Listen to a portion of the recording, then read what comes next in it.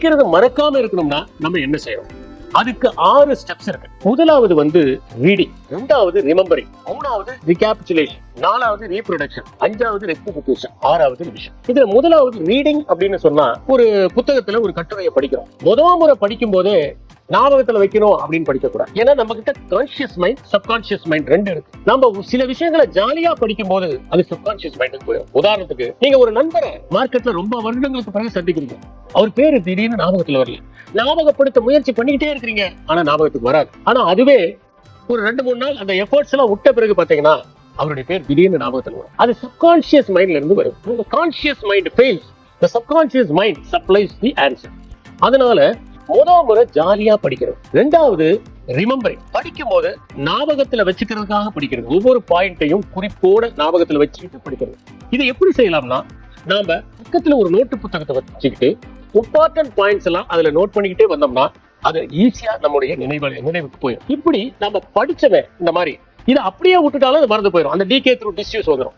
அதனால என்ன பண்ணணும்னா, படிச்சு முடிச்ச உடனே அந்த கட்டுரையை நாம கண்ணை மூடி என்னென்ன இருக்கு அப்படிங்கறத திரும்ப சொல்லி பார்க்கிறோம். ரிகேப்சுலேட் பண்ணணும். இம்பார்ட்டன்ட் பாயிண்ட்ஸ், அந்த கிக் பாயிண்ட்ஸ் சொல்லுவாங்க, அந்த பாயிண்ட்ஸை நம்ம ஞாபகத்துல வச்சுக்கோம். இது மாதிரி நாம அதை திரும்ப சொல்லும் போதுதான் அது வந்து ஆழ் மனசுக்கு போகும்.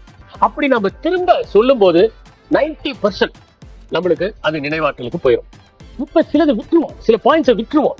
அதனால என்ன பண்ணணும்னா, ஒரு அப்ஸ்ட்ராக்ட் நோட்ஸ் மாதிரி நம்ம தயார் பண்ணிக்கிறோம். இப்ப எல்லாமே சொல்லியிருக்கோமா அப்படிங்கறத பாக்கணும். நம்ம என்ன பண்ணோம்னா, எது சொல்லப்படாமல் இருக்கோ அதை ஒரு தடவை அதை மறுபடியும் படிக்கும் போது நமக்கு அது இன்னும் தெளிவாக புரியும். அதனால முதல்ல நம்ம செய்ய வேண்டியது என்னன்னா, படிக்கும் போது ஒரு ஜாலியா படிக்கிறது. இரண்டாவது ஞாபகம் வச்சுக்கிறதுக்காக படிக்கிறது. மூணாவது வந்து அதை திரும்ப சொல்லி பார்க்கிறது.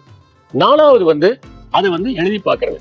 அதுக்கப்புறம் அதுல இருக்கிற திருத்தங்களை மேற்கொள்றது அஞ்சாவது. ஆறாவது அதை முழுசுமா ஒரு முறை படிக்கிறது.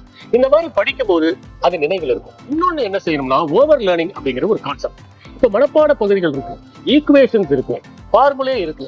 இந்த மாதிரி விஷயங்கள்லாம் நாம எப்போதுமே நினைவுல வச்சுக்கணும். அப்படின்னா அதையெல்லாம் மட்டும் ஒரு நோட்டு புத்தகத்துல எழுதிக்கிட்டே வரும். தினமும் காலையில அதுக்காக ஒரு 1/2 மணி நேரம் ஒதுக்கி, அது கெமிஸ்ட்ரி, பிசிக்ஸ் எதுவா இருந்தாலும் சரி, அதை ஒரு முறை வாசிக்கிறோம். இப்படி தொடர்ந்து வாசிக்கிட்டே இருக்கணும். நல்ல மனசுல போனாலும் அதை வாசிக்கிட்டே இருக்கணும். ஒரு முறை ஒரு ரிவிஷன் ஒண்ணு விட்டுட்டு தான் வைக்கணும். அந்த மாதிரி பண்ணும்போது அது வந்து ஓவர் லேர்னிங் அப்படிங்கிற ஒரு கான்செப்ட். அது வாழ்நாள் முழுவதும் நமக்கு நினைவில் இருக்கும். எனவே படிக்கும் போது ஆர்வத்தோடு படிக்க வேண்டும், கவனச்சிதறல் இல்லாமல் படிக்க வேண்டும், அதை திரும்ப திரும்ப படிக்க வேண்டும். அப்போது அது எப்போதும் நினைவில் வாழும். நன்றி, வணக்கம்.